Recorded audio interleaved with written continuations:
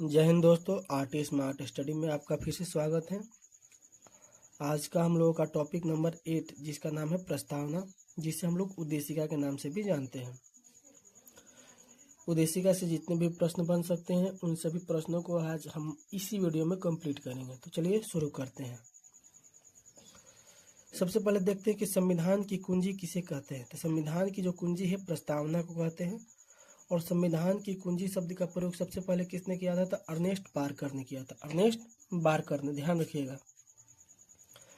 प्रस्तावना में समस्त शक्तियों का केंद्र बिंदु हुए, यानी कि प्रस्तावना के समस्त शक्तियों में केंद्र बिंदु में कौन, यानी कि प्रस्तावना के केंद्र में समस्त शक्तियों का केंद्र किसे माना गया है? तो भारत के लोग को। भारत के लोग जो है समस्त शक्तियों का केंद्र बिंदु है, ध्यान रखिएगा। प्रस्तावना की शुरुआत किससे होती है? तो हम भारत के लोग से। तो प्रस्तावना की शुरुआत किससे होती है? तो हम भारत के लोग से प्रस्तावना की शुरुआत होती है। संविधान का परिचय बताया गया है। तो प्रस्तावना में संविधान का परिचय बताया गया है, ठीक, ध्यान रखिएगा। और संविधान की आत्मा प्रस्तावना को किसने कहा था? तो ठाकुर प्रसाद भार्गव ने। ठाकुर प्रसाद भार्गव ने संविधान की आत्मा प्रस्तावना को कहा था, ध्यान रखिएगा। प्रस्तावना का विचार कहाँ से लिया गया है? तो प्रस्तावना का विचार लिया गया है अमेरिका से, यानी कि यूएसए से, ध्यान रखिएगा।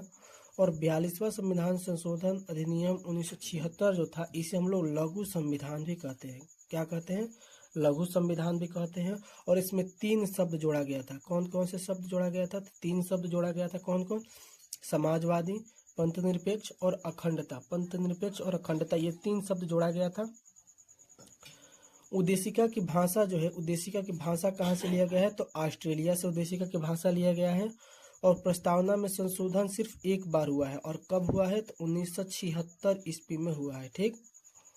उद्देश्य प्रस्ताव दिया गया था तो 13 दिसंबर 1946 को उद्देश्य प्रस्ताव दिया गया था। किसके द्वारा? तो नेहरू द्वारा। ये भी आप लोग ध्यान रखिएगा। आज अभी जो बिहार पुलिस का एग्जाम हुआ है 19,838, इसमें हमारा भी एग्जाम था, 23 तारीख को था।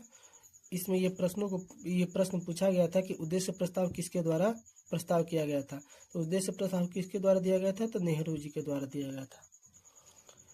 लघु संविधान किसे कहते हैं? तो लघु संविधान 42वें संविधान संशोधन 1976 को लघु संविधान भी कहा जाता है, ठीक, ध्यान रखिएगा। इम्पोर्टेंट है कि इसमें 3 प्रकार के न्याय को बताया गया। प्रस्तावना में 3 प्रकार के न्याय की चर्चा की गई है। कौन कौन से न्याय? सामाजिक, आर्थिक और राजनीतिक न्याय, ठीक।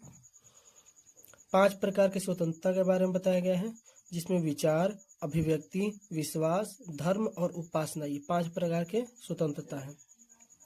2 प्रकार के समानता के बारे में बताया गया है, प्रतिष्ठा और अवसर, ये 2 प्रकार की समानता के बारे में बताया गया है। आगे देखते हैं कि संविधान निर्माताओं ने विशेष ध्यान किस पर दिया है? तो प्रस्तावना पर।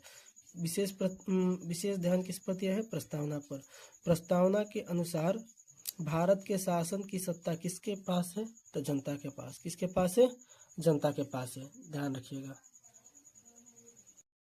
तो अगला प्रश्न है हमारा कि संविधान में राष्ट्र का उल्लेख, मतलब संविधान में हमारे भारत राष्ट्र का उल्लेख क्या क्या किया गया है? तो भारत और इंडिया।